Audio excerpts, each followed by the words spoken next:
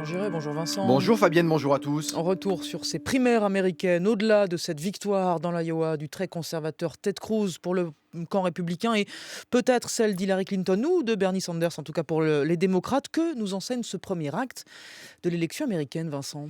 Mais oui Fabienne, il ne faut pas trop se laisser abuser, même si c'est aussi une réalité américaine, par les appels à la prière de Ted Cruz, prêcheur évangéliste se présentant en serviteur de Dieu dans ce petit état du Midwest très atypique et fortement rural. Non, l'essentiel des premiers débats dans cette interminable compétition a tourné autour de l'état de santé de l'économie américaine et cela peut sembler, vu de Paris, a priori un peu déconcertant, tant l'Amérique a changé de visage au cours des 2 mandats de Barack Obama. C'est peu dire que l'actuel président des États-Unis laisse un pays en bien meilleur état qu'à son arrivée à la Maison-Blanche en 2009. L'Amérique avait été l'épicentre d'un séisme financier à la violence inégalée depuis la grande crise de 1929. Les banques chancelaient, les faillites et les licenciements déferlaient, tandis que le feu de la crise se transmettait à toute la planète financière. Le rétablissement paraît aujourd'hui spectaculaire, même si le redémarrage fut long et pénible, la croissance est revenue et avec elle plusieurs millions de créations d'emplois, l'Amérique réaffirmant la domination mondiale de son économie et son leadership incontesté en matière d'innovation. Et pourtant, Vincent, c'est pas ce que ressentent une majorité d'Américains. Mais oui, et c'est toute la différence, Fabienne, entre la macroéconomie, les grands agrégats de chiffres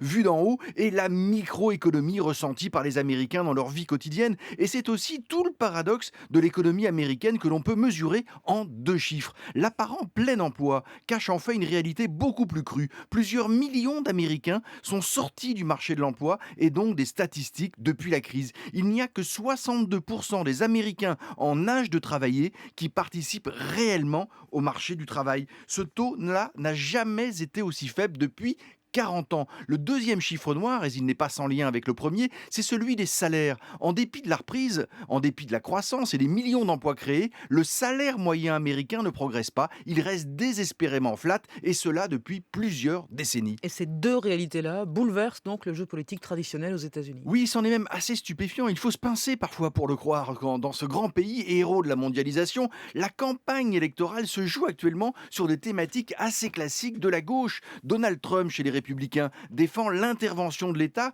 et un protectionnisme aux antipodes de dogmes traditionnels de son parti. Et chez les démocrates, la montée en puissance d'un candidat très à gauche, Bernie Sanders, a contraint Hillary Clinton à s'aligner sur l'aile la plus à gauche de son parti en prenant position, par exemple, contre le traité de libre-échange signé avec les pays riverains du Pacifique ou en annonçant de nouveaux impôts pour combattre les inégalités. La crise de 2007-2008 a bien transformé en profondeur l'Amérique et c'est cette réalité-là qui s'invite aujourd'hui dans la campagne. Vincent Giret du journal Le Monde dans le 6-9 sur France Info.